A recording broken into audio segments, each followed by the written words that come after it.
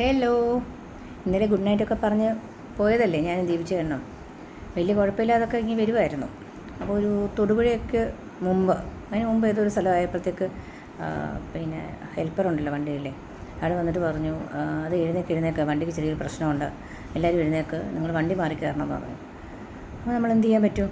നമ്മൾ പതുക്കെ എഴുന്നേറ്റ്, അറിയാമല്ലോ ദീപിച്ചെന്നെ കൊണ്ട് ഒത്തിരി ബുദ്ധിമുട്ടിയാണ്. ഇറങ്ങി വേറൊരു ബസ്സിൽ കയറി. ലഗേജ് ചെയ്താലും അവർ ഒരു ഹെൽപ്പർ പയ്യൻ അതിനകത്തുണ്ടായിരുന്നു, അയാൾ ഡിക്കി കൊണ്ടുവച്ചു. എന്താ പ്രശ്നം എന്ന് വെച്ച് കഴിഞ്ഞാൽ വണ്ടി കേടാ. അതുകൊണ്ട് ഈ കല്ലടയുടെ തന്നെ വേറെ ബസ് തന്നെയാണ് നമ്മളെ കയറ്റി വിട്ടത്. അവിടെ വെച്ച് തന്നെ നമ്മൾ സംസാരിച്ചതാണ്. കാരണം ആ ബസ്സിൽ പ്രത്യേകം അവർ പറയുന്നത് ഞങ്ങൾ കേട്ടതാണ്, പത്തനംതിട്ടയ്ക്കുള്ളതാണ്. അപ്പോൾ ഞങ്ങൾ പറഞ്ഞു ഞങ്ങളുടെ കാർ ഞങ്ങൾ ചെങ്ങന്നൂർ റെയിൽവേ സ്റ്റേഷനിൽ ഇട്ടിരിക്കുന്നത്, അപ്പോൾ ഞങ്ങൾക്ക് ചെങ്ങന്നൂർ ഞങ്ങൾ ടിക്കറ്റ് എടുത്തിരിക്കുന്നത് ഞങ്ങൾ ചെങ്ങന്നൂർ വിടണമെന്ന് പറഞ്ഞു. അപ്പോൾ അവർ തമ്മിൽ സംസാരിച്ച് ഓക്കെ എന്ന് പറയുകയും ചെയ്താൽ. അത് കഴിഞ്ഞിട്ട് ഞങ്ങൾ കയറി, ബസ്സിൽ കയറി, വലിയ കുഴപ്പമില്ലാതൊക്കെ വന്നു. ചങ്ങനാശ്ശേരിയൊക്കെ ആയപ്പോഴത്തേക്ക് അയാൾ പറയുക നെക്സ്റ്റ് തിരുവല്ല കേട്ടോ, നിങ്ങൾ തിരുവല്ല ഇറങ്ങണം. ഞങ്ങൾ തിരുവല്ല വഴി നേരെ ഇടത്ത് തിരിഞ്ഞ് ലെഫ്റ്റ് വഴി തിരിഞ്ഞ് പത്തനംതിട്ടയ്ക്ക് പോകാമെന്ന് പറഞ്ഞു. അപ്പോൾ ഞങ്ങൾ പറഞ്ഞു അതെങ്ങനെയാണ് ശരിയാവുന്നത്, നമുക്കിപ്പോൾ വേറെ നമ്മളെന്ത് ചെയ്യാൻ പറ്റും, നമ്മുടെ കാറ് ചെങ്ങനെ കിടക്കുകയല്ലേ. അപ്പോൾ അവർ പറഞ്ഞു അത് പറ്റത്തില്ല. അപ്പോൾ ദീപിച്ചനാണെങ്കിൽ മറ്റേ അയാളെ വിളിച്ചു, ഇങ്ങനെ പോലെയൊക്കെ. അപ്പോൾ അയാൾ പറഞ്ഞു ഞാൻ സംസാരിക്കാമെന്നൊക്കെ പറഞ്ഞു. പക്ഷേ സംസാരിക്കുകയും പരിപാടികളൊന്നും നടന്നില്ല. ഞങ്ങൾ നിന്നിട്ട് അവസാനം അവരോട് പറഞ്ഞു ഒരു കാര്യം ചെയ്യും, കോഴഞ്ചേരി ഇറക്കാൻ പറഞ്ഞു. കാരണം ഇടയ്ക്ക് പുല്ലാട്ടൊക്കെ ഇറങ്ങാൻ ആൾക്കാരുണ്ടായിരുന്നു. തിരുവല്ല ഇറങ്ങിയിട്ട് പിന്നെ ഞങ്ങൾ ടാക്സി വിളിച്ച് പോകാൻ പറ്റുമോ അത്രയും ദൂരം? അതൊന്നും നടക്കുന്ന കാര്യമില്ലല്ലോ. എന്നിട്ട് ഞങ്ങൾ കോഴഞ്ചേരി ഇറങ്ങിക്കഴിഞ്ഞ് ചെങ്ങന്നൂർ കാറ് കിടക്കുക കേട്ടോ.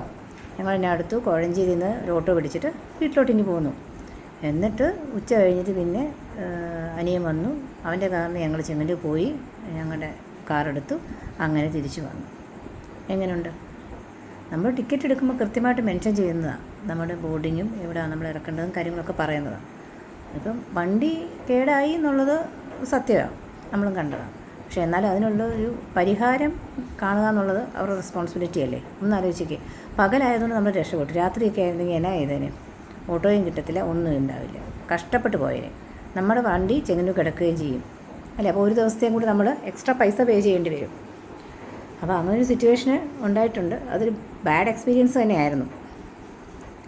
ആരെയും ബ്ലെയിം ചെയ്യാനൊന്നും പറയുന്നതല്ല, ഒരു റിയാലിറ്റി നടന്ന സംഭവം അങ്ങ് അറിയിക്കുന്നു എന്നുള്ളേ ഉള്ളൂ. അപ്പോൾ നാളെ വിഷു അല്ലേ, വിഷുവിനുള്ള കണിയെല്ലാം ഞാൻ ഒരുക്കി വെച്ചിട്ടുണ്ട്. എല്ലാവർക്കും നന്മ നിറഞ്ഞൊരു വിഷു ആശംസിക്കുന്നു.